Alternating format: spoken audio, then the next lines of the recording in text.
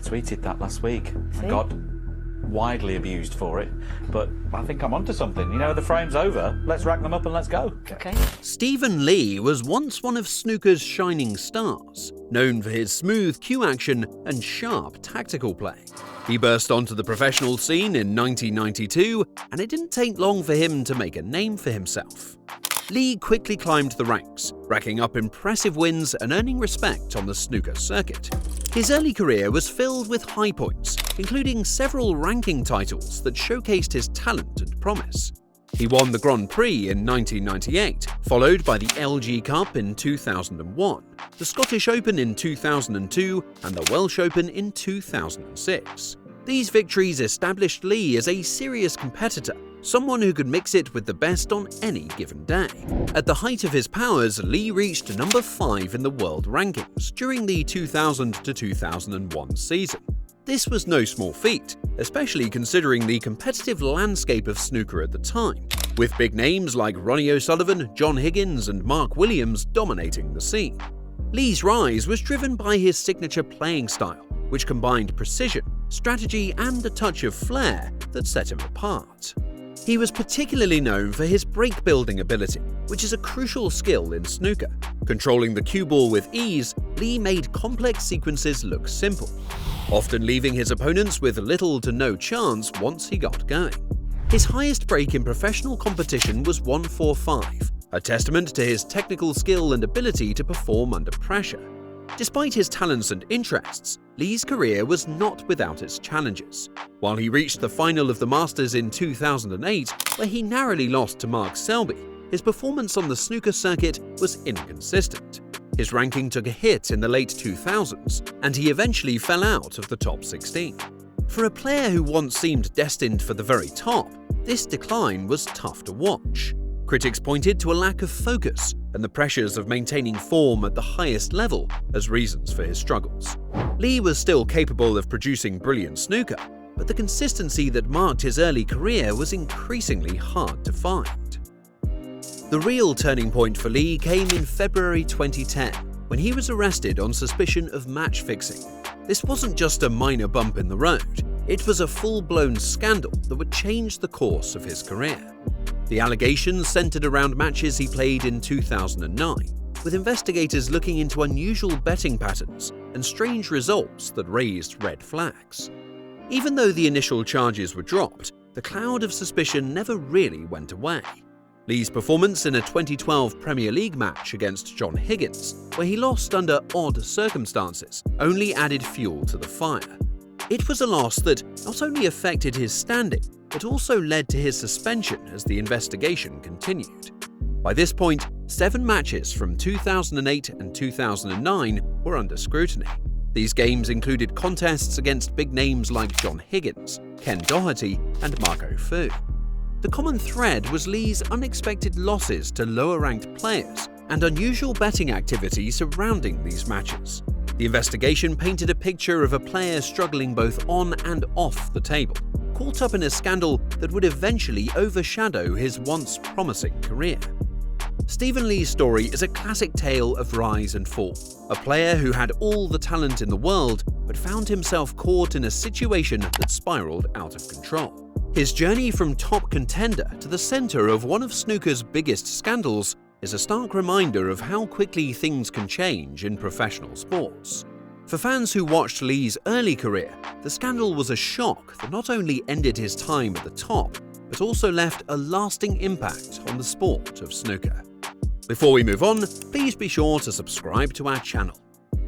After years of suspension and investigation, the verdict finally came down in September 2013. Stephen Lee was found guilty of match fixing.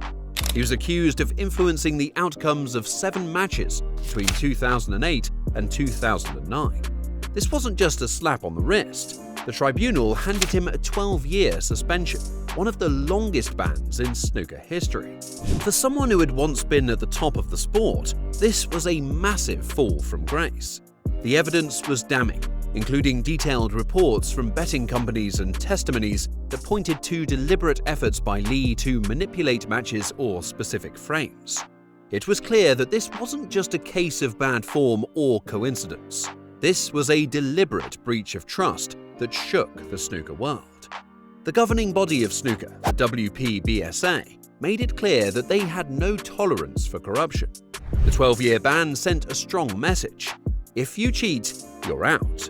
Lee's actions were seen as a betrayal, not just to the sport, but to the fans, players, and everyone who values the integrity of the game.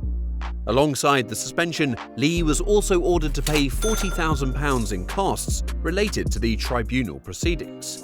This financial hit, combined with the loss of professional earnings and sponsorships, left him in a tough spot. Suddenly, the man who had been known for his skill on the snooker table was now known as the central figure in one of the sport's darkest scandals. For Lee, the ban marked a new low.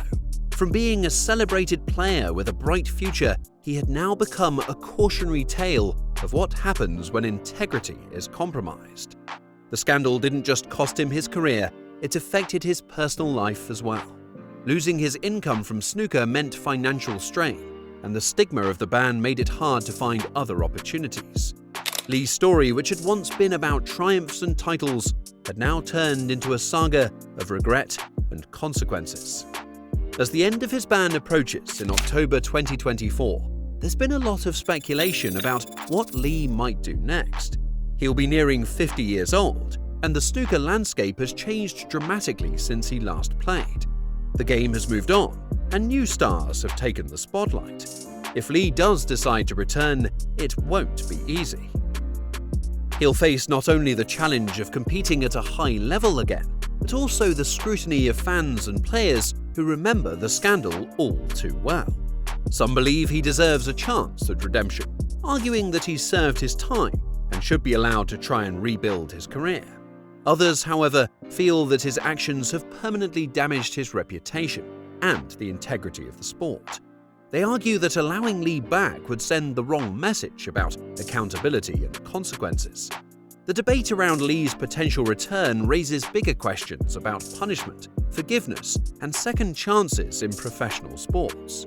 While some are willing to forgive, others believe that actions like match fixing should come with lifelong consequences, especially in a sport that relies so heavily on trust and fair play. Lee's situation isn't unique though. Snooker has had its share of scandals involving other players as well. John Higgins, one of snooker's most famous names, faced his own career-threatening controversy in 2010. A sting operation by the News of the World caught him and his manager discussing potential match fixing. Although Higgins claimed he only went along because he felt threatened, the damage was done. He was suspended for 6 months and fined £75,000 for bringing the sport into disrepute, even though he was cleared of actually fixing matches. This incident was a reminder of how easily a player's reputation can be tainted, even without direct involvement in match fixing. Then there was Quinton Han, the Australian player known for his bold and brash style. Han was caught in a sting operation in 2006 where he agreed to lose a match for money. Although he argued that he never followed through, the evidence was enough to get him banned for 8 years. It effectively ended his snooker career, showing just how serious the consequences can be for even entertaining the idea of match fixing. Silvino Francisco, a South African player, was another who found himself in hot water in the 1990s. He was implicated in a match-fixing scandal involving his nephew Peter Francisco during the 1995 World Championship.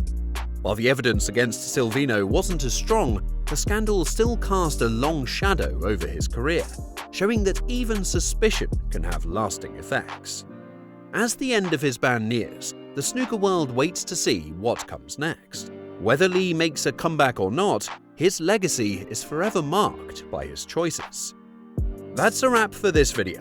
For more snooker content, click on the screen right now.